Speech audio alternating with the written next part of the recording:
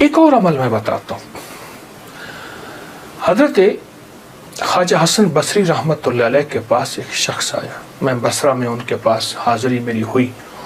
ایک شخص حاضر ہوا تو عرض کرنے لگا شیخ گھر میں فقر اور فاقہ ہے.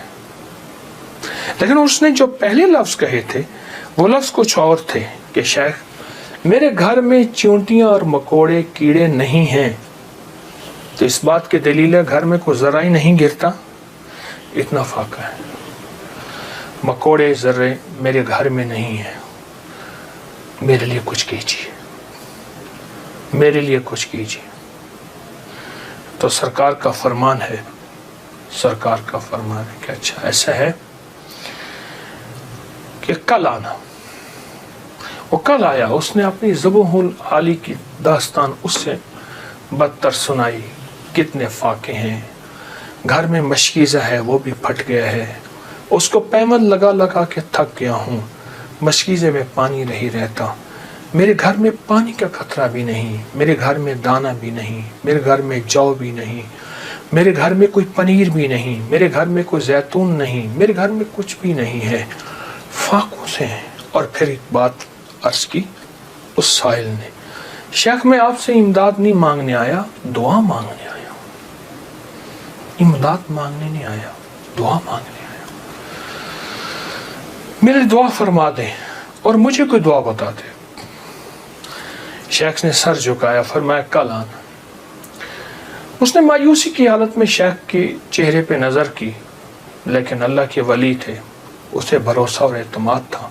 اور یاد رکھیے گا جس کو ملا ہے اعتماد پہ ملا ہے, اور جس کو ملا ہے بھروسے پہ ملا ہے. بھروسے پہ ملا. اگلی دفعہ آیا, اگلے دن آیا تو خاموش بیٹھ گیا, وہ نہیں بولا اور خاموش بیٹھا رہا. حضرت نے اس کے کندھے سے پکڑ کے اسے اپنی طرف متوجہ فرمایا. فرمایا مجھے تیری درد, تیری تنگ دستی, تیری ذبح حالی کا احساس ہے, لیکن میں کیا کروں. میں 3 دن مسلسل اللہ کے اوامر کی طرف متوجہ ہوں. 3 دن مسلسل میں اللہ کے خزانوں میں دیکھ رہا ہوں کہ تیرے لیے کوئی رزق کا ذرہ ہے, کوئی رزق کا دروازہ ہے. مجھے نظر نہیں آ رہا, لیکن ایک دور روشنی نظر آ رہی ہے, اور وہ ہے 10 محرم کا عاشورہ کا دن. ایک تیرے لیے روشنی ہے, وہ نظر آ رہی ہے. اگر تو اس پہ مطمئن ہوتا ہے تو پھر تیری 10 نسلوں کے لیے رزق کے دروازے ہیں.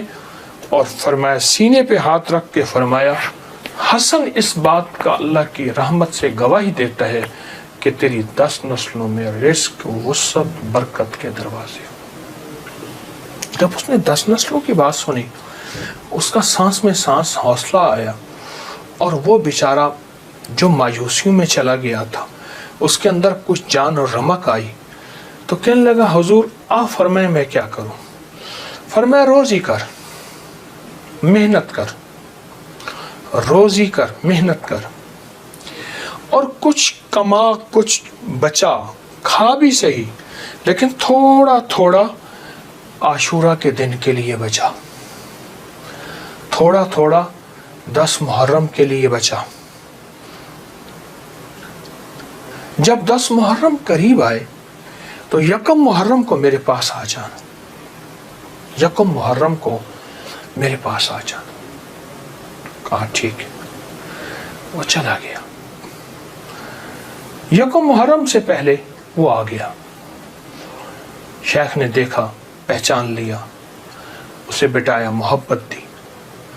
فرمایا اب جتنے پیسے تیرے پاس ہیں. تو اس نے کہا چند درہم ہیں, اور میں بہت ہیں. چند درہم ایسا کر گھر والوں پہ خرچ کر 10 محرم کو. یہ چند درہم 10 محرم کو گھر والوں پہ خرچ کر. کیونکہ آقا کا فرمان ہے جو عاشورہ کے دن اپنے گھر والوں پہ رزق کی وسعت کرے گا, عاشورہ کے دن 10 محرم کے دن اپنے گھر والوں میں کو کھلا رزق دے گا اور ان پہ خرچ کرے گا. ایک روایت میں ہے کھلا, مفہوم عرض کر رہا ہوں, ایک میں ہے خرچ, جتنا توفیق ہو خرچ کرے گا. تو اللہ جل شانہ اس کی نسلوں کو فقر فاقے سے بچائیں گے اور اللہ اس سے راضی ہوں گے اور اس کے لیے جنت کے وعدے ہیں۔ آپ نے اسے وعدے سنائے اور وہ چلا گیا۔ سال کے بعد آیا تو دیکھا کہ ایک دور سے ایک شخص ہے جس کے ساتھ 3 اونٹنیاں ہیں، ایک پہ خود بیٹھا ہے، 2 پیچھے چل رہی ہیں۔ اس نے آ کے اونٹنیاں بٹھائیں، بٹھانے کے بعد جب شیخ کے پاس قریب آیا تو شیخ نے پہچانا یہ تو وہی شخص ہے، لیکن آج اس کی حالت بدلی ہوئی ہے، اس کے نقشے بدلے ہوئے ہیں، اس کی کیفیتیں بہت زیادہ بدلی ہیں، کیا ہوا؟ اس نے آ کے سلام عرض کیا، ادب سے بیٹھا اور کہنے لگا حضور آپ کے عمل نے مجھے رنگ دیا، میرا ذرہ ذرہ کا کمایا ہوا تھا، میرا ذرہ ذرہ کا حلال جمع کیا ہوا تھا، اس ذرہ ذرہ کے جمع کیے نے میرے لیے حیرت انگیز رحمت اور برکت کے دروازے کھولے۔ آپ نے فرمایا یہ جو اونٹنی جس پہ بیٹھ کے آیا ہوں فلاں نسل کی اعلیٰ اونٹنی ہے، ایک شخص کو میں نے دیکھا وہ آواز لگا رہا ہے کوئی اس اونٹنی کو خرید لے، چاہے ادھار پہ لے لے اور میں اس سے پیسے بعد میں لے لوں۔ تو میں نے اس سے پوچھا کہ اس اونٹنی کے بارے میں تجھے کیا عیب ہے، تو اسے زبردستی آخر کیوں بیچنا چاہتا ہے؟ کہا وہ خاموش رہا، کہا کہ میاں اگر لینا ہے تو لے لو ورنہ ہم چلے ہیں۔ کہا نہیں بتائیں۔ جب میں نے اصرار کیا کہا کہ میں نے اس اونٹنی کے بارے میں، اس اونٹنی کا خواب دیکھا اپنے بارے میں، اس کو خواب میں دیکھا اپنے بارے میں دیکھا کہ میرے لیے یہ اونٹنی موافق نہیں ہے اور میں کسی ایسے شخص کو بیچوں جو ضرورت مند ہو، چاہے وہ ادھار لے لے۔ اور کہا وہ زبردستی مجھے کہنے لگا تم لے لو۔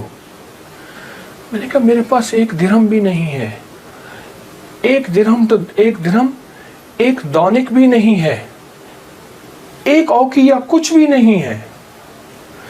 کہا کچھ نہیں ہے، اونٹنی لے لو، اسے بیچو، جو منافع ملے تم لے لینا، جتنی کی بکے مجھے دے دینا، میں تم سے نہیں پوچھوں گا۔ کہا زبردستی اونٹنی کے لگام مجھے دے کے چلا گیا۔ کہا میں پریشان ہوا تو اچانک میرے دل میں آواز آئی، میرے بندے بن مانگے رزق مل رہا ہے، قدردانی کر، لے لے۔ بس اس آواز نے مجھے تسلی دی اور اس آواز سے میں مطمئن ہوا اور کہنے لگے کہ بس میں پھر اس اونٹنی کو لے کے چلا شام تک۔ ایک صاحب نے دیکھا، کہا واہ ایسی زبردست اونٹنی کہاں سے لی؟ میں نے کہا بیچنی ہے، واقعی بیچنی ہے، یہ تو بہت اعلیٰ نسل کی ہے، یہ لوگ تلاش کرتے ہیں، یہ تم کتنے کی لوگے؟ کہا تم قیمت لگاؤ، تم کتنے کی لوگے؟ کہا کہ اس نے 500 درہم کہا۔ میں نے کہا نہیں میں 800 سے کم نہیں دوں گا۔ کہا اپنی زبان پہ پکے رہو گے؟ کہاں پکا ہوں۔ کہا چلو میرے ساتھ، میں تمہیں 800 درہم دیتا ہوں۔ کہا کہ میری لگام نہیں پکڑی جا رہی تھی، میرا ہاتھ کانپ رہا تھا۔ اس نے میرے ہاتھ کانپتے دیکھ کے کہا کیا ہوا، تکلیف ہو رہی ہے، کوئی لرزہ ہو گیا؟ میں کیا اظہار کروں، میں تو 1 درہم کو ترستا تھا اور 800 درہم۔ کہا اس نے میرے ہاتھ سے لگام لے لی اور مجھے خود اونٹنی میں بٹھا لیا اور پیدل جا رہا۔ اب میرا نقشہ عجب بڑھ گیا، عجیب ہو گیا، میں غلام اب میں آقا بنا بیٹھا ہوں اور مجھے اونٹنی پہ لے جا رہا ہے۔ گھر گیا، اس نے مجھے اچھا کھانا کھلایا، بڑی عزت دی، اونٹنی کو کھانا دیا اور مجھے 800 درہم کی تھیلی پکڑا دی۔ کہا میں پریشان اس کو لے کے کیسے جاؤں؟ وہ میری پریشانی بھانپ گیا۔ کہا آپ کہاں کے رہنے والے ہیں؟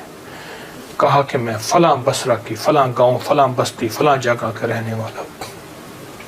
کہا میں پہنچ جاؤں گا۔ اس نے اونٹنی پہ مجھے پھر بٹھایا، خود ساتھ بیٹھا اور مجھے آگے بٹھایا، خود پیچھے بیٹھا، حالانکہ اس وقت وہ مالک تھا، میں مالک نہیں تھا۔ مجھے 800 درہم دے چکا تھا اور مجھے گھر پہنچایا۔ کانپتا ہوا جب میں گھر پہنچا، میری بیوی نے مجھے لرزے کی حالت میں دیکھا تو پریشان ہو گئی، کیا ہوا؟